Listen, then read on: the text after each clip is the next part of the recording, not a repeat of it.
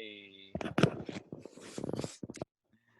welcome to another episode of The Path on my journey to become a TechnoWizard. Sorry for yesterday, man. It was so freaking busy. So I'm gonna do two episodes today. This first one is gonna be like a bonus one, and one I'll do later today will be more about more based on actual stuff, based on actual product design, UX design. But today, or right now, this episode is gonna use some real magic. um, I'm gonna I'm gonna introduce you to my D&D character. D&D. So this is not what got me into wizardry. I only started D&D a couple months ago, but it's fun, and it's related to why I was interested in kind of wizardry and stuff like that.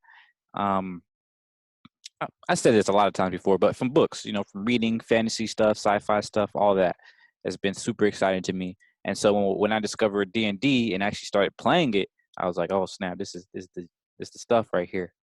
And so today, well, our DM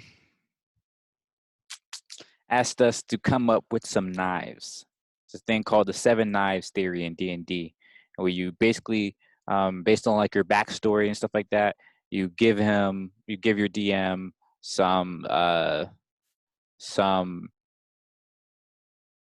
guess you kind of say disadvantages of your character, some quirks that your character has, so that they can use those points and just stab them in characters back throughout the story. And theoretically, it's supposed to make it more engaging, um, and kind of just make it more interesting, make the whole thing more interesting. I don't get it. I'm not a masochist, not sadistic like that, but everybody wants to do it. So everybody be mad if I don't do it. So we'll see how this turns out. At the very least, though, this did help me to think about my character's backstory some more, and I recently came up with that here. My character is Kromatash, and Kromatash is a Kalistar. So I don't know too much about the whole D&D lore. Again, I just started, but initially when give you some backstory of why I even chose a Kalistar, because they're not necessarily the favorite at all. They're like very, very weird kind of abstract character. But anyway, so for me, I was like magic, of course. So I knew I was gonna have to be a wizard, at least for my first class. Maybe later on I explore other ones, but I knew I had to be a wizard for my first class. All right. And I was looking through all the different types of beings out there, and I was definitely considering using all these different, like, I knew I wanted to do something different than the elf and an elf wizard or a human, you know. However, everybody was saying that since this is my first time, I should probably do something that's a little bit more standard rather than something crazy. And at the time, most of my group were like non-humans because we had it was a whole bunch of us that are new, and they're all like, "Oh, I want to try this character. I want to try this character." I was a little bit late to the game, so I couldn't. I didn't want to do the same character, the same type of species as other people were doing. So I don't know. Something about Kalistar kind of reached out to me. Um, Kalistar essentially, they have a very interesting backstory to me. So um, I think they're more from 4E, like the last generation of D&D. Eberron, I think it's called, rather than this generation, 5E. But nonetheless, it was interesting. And essentially, okay, so this is their backstory. Um, Kalistar come from a being called the Kori. I think that's how you pronounce it. Quori. And the Kori are essentially I guess, a being, a type of, uh, I don't want to say ghostly, but they exist in the dream state type of world, called the dreaming dark, or the ever dark. I don't know, something like that. It's been a while since I looked at it, but essentially, they you might have heard mind flayers, those types of things. There was in oh snap, goddamn B. Oh, chill, bro. You might have heard like the term mind flayer from Stranger Things. Um, Seen a lot of kind of like D&D campaigns. Those are like some of the scary monsters, and those monsters come from like the same place as they're a type of quarry, essentially a type of dream beast thing, and most of those are nightmare fuel, right? But in that dream realm and that kind of far realm, whatever you want to call it, there's still good and bad, right? And the evil Corey, the nightmare fuels, they feed on fear and stuff like that, and they basically they embrace the nightmares. They take over your mind and put all these scary things in there and try to eat your soul and all this, eat your mind and take. They can basically possess you and stuff like that. But there's a group of Corey that didn't want to be like that, so they fought back. But they basically lost. So these group of Corey who wanted to, be more be more positive beings, they didn't want to be evil. Unfortunately, they lost, and so they were kind of hounded out of the far realms, the dream realm, um, and usually they do have to possess a beings, but they can also do so, if the human or the material being, um, allows them to, if they, say voluntarily be like, oh yeah, come on inside. So that's how the first Corey started. They found some monks who was like, sure, yeah, yeah, we'll help you out, come to Earth, and what, not Earth, but the material plane, Eberron, I think it was called at the time. um and so that's how, you know they got started there. um just voluntary, like monks and other beings like that, other people, just let them in, let them kind of live in their general consciousness. And the kids of that generation, the next generation after that, they were born naturally, so they naturally had a connection, to the Corey, but were also of the material plane. So now the Corey had a root in the material plane where they can, actually live, sort of in the material plane, without possessing other beings. They can just live through their children, their descendants. And so the descendants, can be, they're technically hybrids, can be half human or elf or any other, creature. But the if it's a Corey, it's a Corey. It's like there's no half Corey. It's a full on Corey, meaning they have a dual mind. They have a connection to that Corey ancestor, um, during that, and their entire life, and it's shared with other people who have connection to that specific Corey.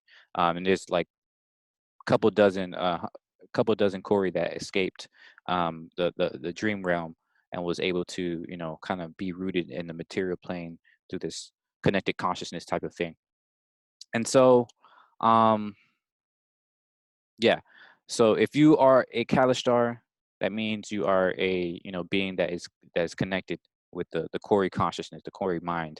Um, and if you're not, if your parent, for instance, was a Kalistar or Corey, whatever, a Kalistar, and your, um, other parent was not, then you either connected with the consciousness or you're not. That's why there's no halfway. So, that being said, there's still a few Kalistar that are born like outside of the homelands, which is like mountaintop temples where the Adaran monks live.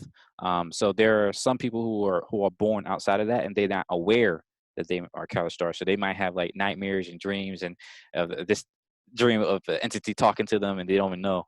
But my character Kromatash, and how it works is their last, the suffix of the name is the Corey they're connected with, and the prefix of the name is, whatever they want to call it.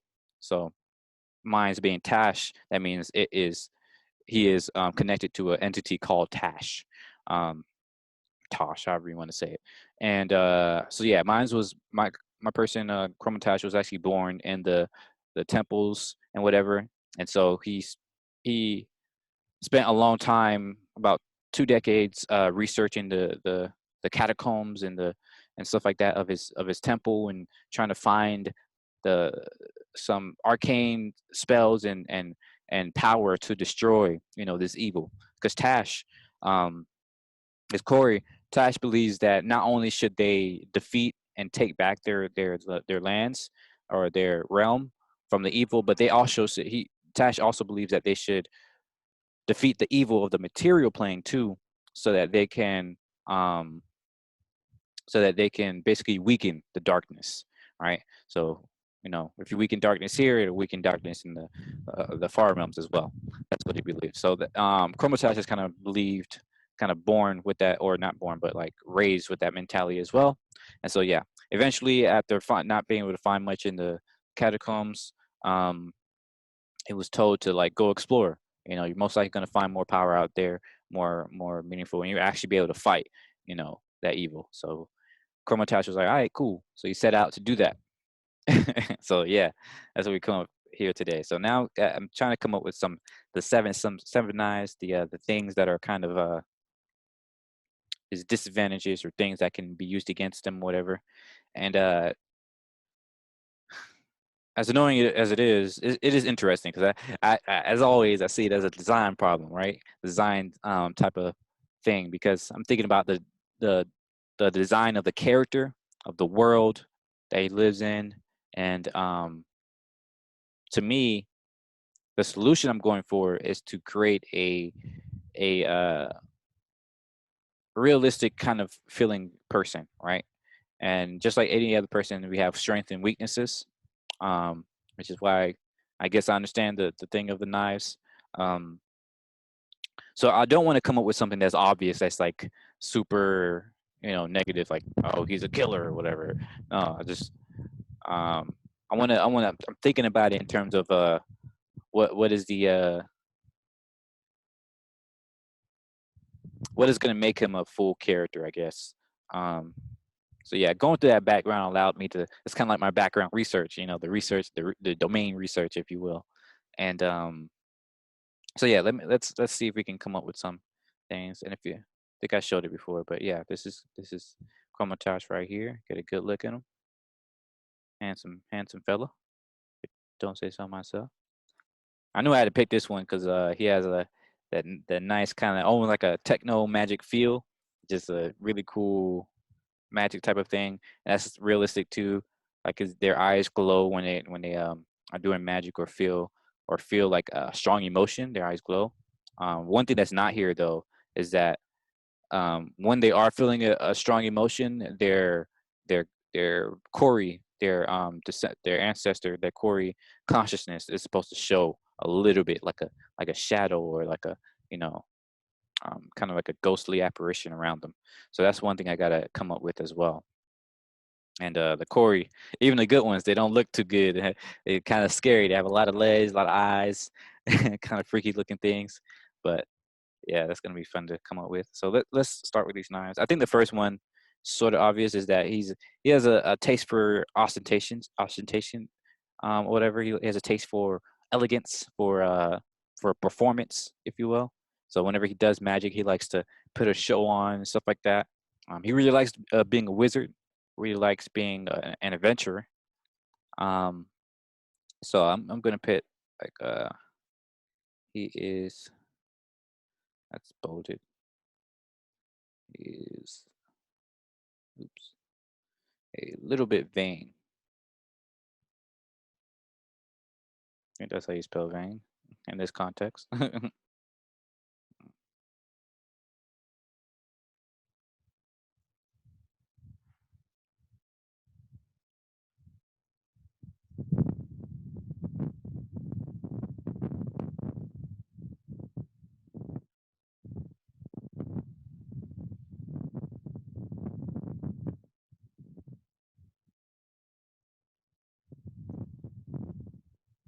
That's one, and another because he is a scholar.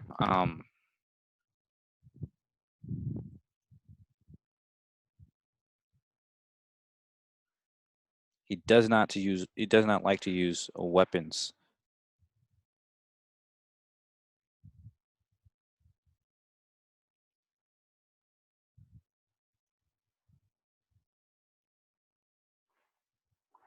Really, weapons of any kinds, but especially melee weapons. That's just not for him. He wants to do anything Anything that he can do, he wants to do it through magic, through a spell of some sort. So he does not care for weapons, or I'd say even tools.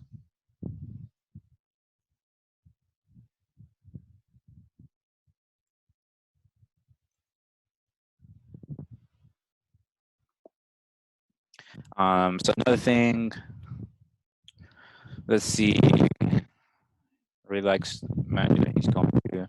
I think a lot of the stuff that he does or can do comes from the scholarly kind of mindset.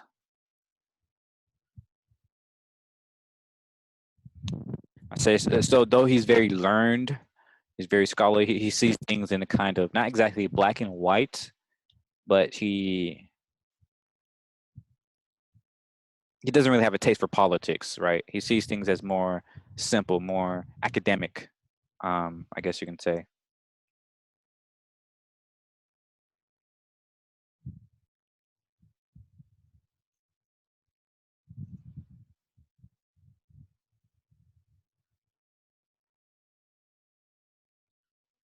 Let me move this up. Can I move this up?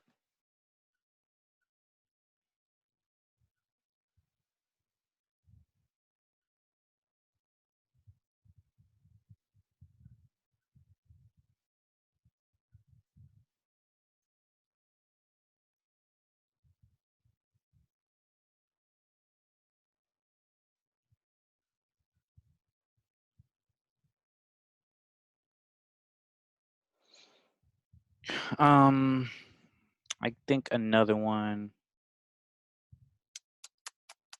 Let's see. Katastar culture. So also talking about the dreaming dark, yeah, the nightmares that rule over Dalcor. Oh yeah, this thing right here. So the path of light. So again, yeah, most Kalastar are very focused around defeating the dreaming dark, like this specific enemy. But he, as a descendant of Tash, as a connected consciousness of Tash, feels a intense purpose to defeat all evil, not just that specific kind. So there's a little bit of a friction there with other Kalistar that he may meet. Almost every other Kalistar that's out there that's not a Tash is specifically out there to find and fight the Dreaming Dark, the I think they're called enlightened on the material plane. So they forcefully possess people and make them become their agents. And they're super strong too because they have a lot of the power of the Kori on the material plane through that possession. And so any Catastar that's not in the mountains and the mountain temples, they're fighting this specific enemy. So there's a bit of a friction there.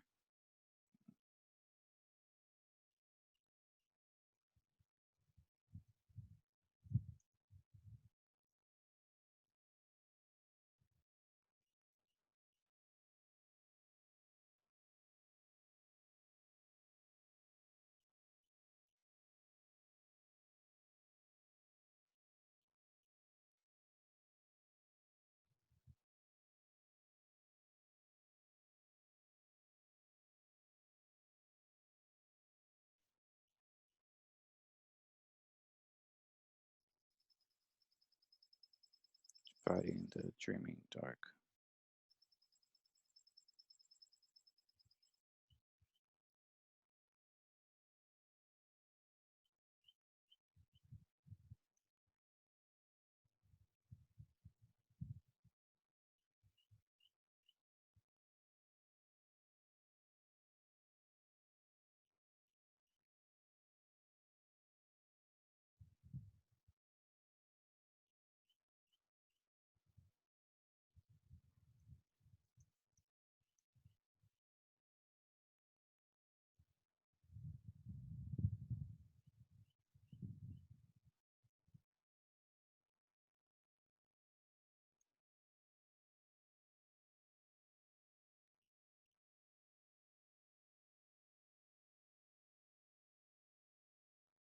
Fighting.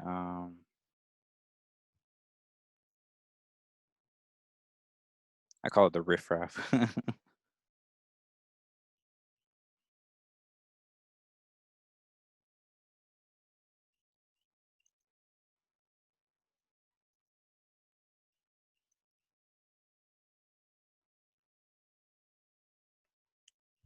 That was a bit long-winded, but there we go. Okay. Oh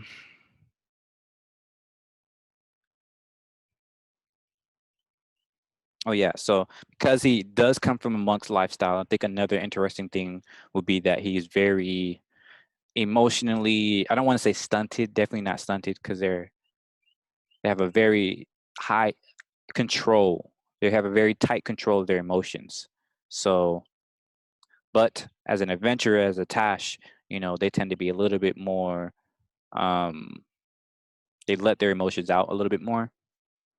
So he tends to be very passionate, and this can be a bad thing because as a monk and as a Kalistar, you know, they're renowned for their kind of emotional aloofness, their tight hold on those emotions. So, and when his emotions come out, his Tash comes out, like the bottom of his Tash comes out. So it can be scary for people. So maybe that might even be two. So the first one is that he is more outwardly passionate than a Kalistar and monk should be.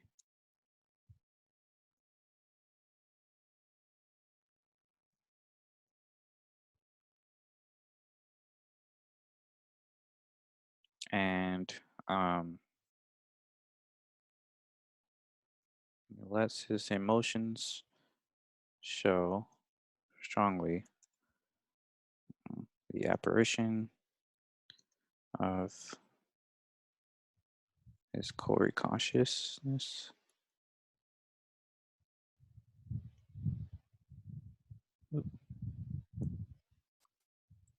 Consciousness.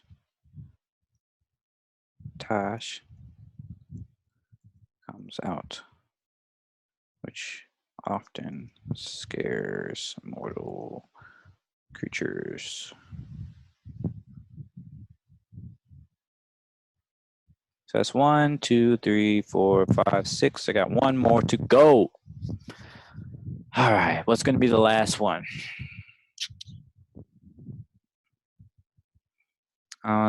So I think another interesting aspect of Kromatash, that he's very, very focused on finding arcane spells. Like his whole quest, his self-given quest is to find a very specific type of magic. Something that can, like, he's essentially looking for a super weapon, a WMD. And as a monk, that's not really something uh, that's embraced. It's kind of frowned upon, to look for something so violent. Even though they are, out there to defeat, this evil, they don't want to become the evil. And so, some people may feel like he's treading that line, looking for, such violent solutions. So let me I'm gonna make that short. um, he is on a self-fulfilled? No. I guess self-given. Find a better word later. Quest to find powerful weapon into mass destruction.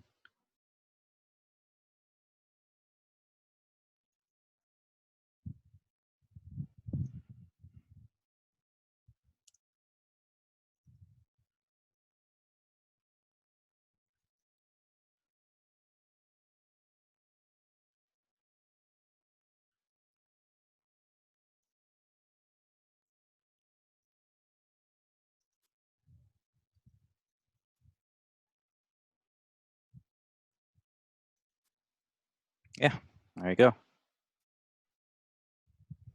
I'm gonna throw something else in there, except Josh embraces it. Often encourages this reckless pursuit, often above all else. Boom, bam. I think that will make for some interesting encounters. So yeah, that is it for today. We're gonna end it there. That was fun, y'all. I just paused it, and I meant to stop the screen share, not to unpause it, but whatever. What was I even share my screen that whole time? Oh, I'm sorry, y'all. I'm so slow. Sheesh. I ain't about to start all over here. Let me just show y'all what I was looking at. Um, I was just looking at my face the whole time. Oh my gosh. So I was looking at this crook, my origin story right here, and I had put my seven knives right here. I was looking at some Kalistar culture stuff, and here's a picture of Kromatash here. Yeah. So sorry. Um, yeah, all that to say that um, shoot. Oh yeah, I was saying that it's fun that you can look at life through a different lens. And for me, design thinking is not just about apps, not just about websites or building a product. It's a way of thinking. It's a way of life. So it makes it more enjoyable, I think, when I'm able to kind of view the world from a design mindset. So I hope you can do that too, if not from a design thinking mindset, at least from a different mindset than what you're used to. So if you're learning programming from a developer standpoint, from a development mindset. If you're learning engineering, from that. If you're a writer, artist, whatever you want, you are, whatever you identify yourself as a profession, as a hobby, whatever. Kind of try to view the world more from that perspective. Maybe not single focusedly, like single, like don't don't don't be a hammer and call everything a nail, but every now and then just step into that mindset um, when you're trying to solve a problem, even if it's not something specifically for your profession, just because I think it allows you to explore more possibilities and allows you to be more creative and stuff like that. So yeah, thanks again. Hope this was good. See ya.